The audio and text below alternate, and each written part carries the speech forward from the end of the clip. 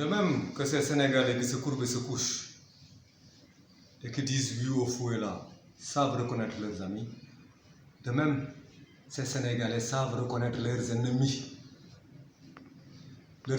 qui sont parmi les djihadistes de la transhumance là, et les djihadistes du gouvernement d'union nationale.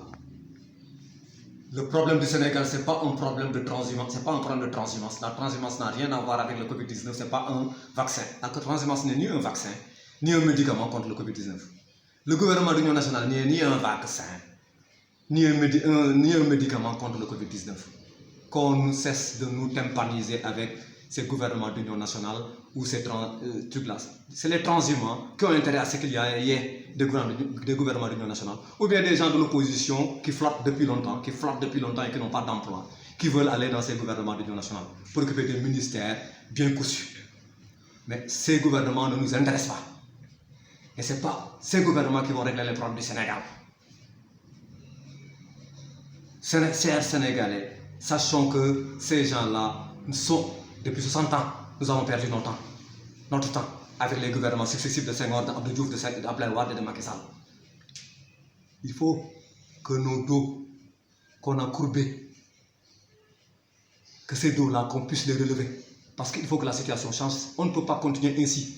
Nous n'allons pas mourir et laisser nos enfants aussi venir trouver une situation pire que celle même que nous avions trouvée. Il faut que cela change. Le Sénégal doit changer. Cette gestion est une gestion mauvaise, pernicieuse, mortelle et dangereuse pour notre pays. Il faut un autre type de mentalité pour qu'on sorte de l'impasse dans laquelle nous ont plongé tous ces régimes depuis 1960, depuis 100 ans. Et qu'on arrête, s'il vous plaît, que les Sénégalais, que ces docteurs-là, etc., que les gens arrêtent de nous promettre des pics à répétition. Le Sénégal atteindra son pic tel jour. On nous a promis des pics et on n'a toujours pas atteint le pic. Et d'ailleurs, il ne faut pas qu'on se fasse d'illusions. Si on avait réellement testé, parce que les tests qu'on fait, le nombre de tests qu'on fait, c'est autour de 1000 tests qu'on fait par jour maintenant. Attention, entre le 2 mars et le 20 avril, il y avait en peine peu de tests qu'on faisait et on trouvait 10 malades par jour.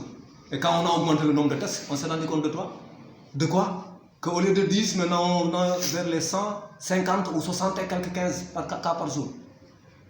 Et donc ça veut dire que si on teste davantage, on va trouver davantage de cas. Et actuellement même, on n'a pas testé 1000 tests par jour, c'est dérisoire, comparé à ce que c'est fait dans d'autres pays. Mais malgré tout, ces 1000 tests par jour ont révélé beaucoup plus de cas que lorsqu'on faisait des 150 ou 200 tests par jour. Donc, qu'on ne nous parle pas des pics, qu'on arrête. Ce qu'on demande à nos spécialistes là, c'est d'être plus performants ailleurs, pas sur des projections de pics. On en a assez de ces pics qu'on nous promet à répétition. Ces détenteurs de caisses noires là, s'ils étaient de véritables patriotes, auraient dû renoncer à ces caisses noires, compte tenu des circonstances.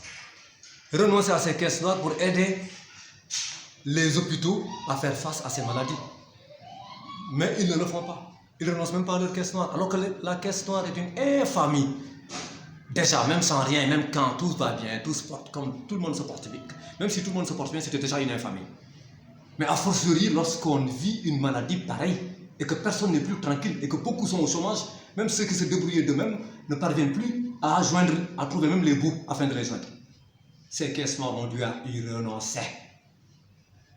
Pour cette période, ne serait-ce que pour cette période. Et on règle là le problème de définitif après. Et vraiment, ces dos qui se courbent et se couchent doivent se relever, doivent pouvoir se relever, chers Sénégalais. Et au revoir à la prochaine fois.